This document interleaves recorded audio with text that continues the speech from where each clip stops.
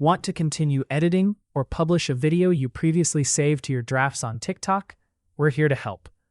In this video, I'll show you how to find your draft videos on TikTok. Let's get started. First, open the TikTok app on your phone. Next, tap on your profile icon in the bottom right corner of the screen. Once you're on your profile, look at your video grid. If you have any saved drafts, you'll see a folder labeled Drafts in the top left corner.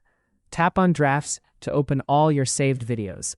Here you'll see all your draft videos, along with the date they were saved and any audio you added. Tap on any draft to open it. Now you can continue editing your video or go ahead and post it. If you want to make more changes and save it again, you can simply exit and keep it as a draft. If you want to delete drafts, tap Select in the top right corner. Choose the drafts you want to remove, then tap Delete at the bottom. Confirm by tapping Delete again in the pop-up. And that's it. That's how you can find, edit, and manage your draft videos on TikTok. If you found this helpful, don't forget to like, subscribe, and check out more tutorials.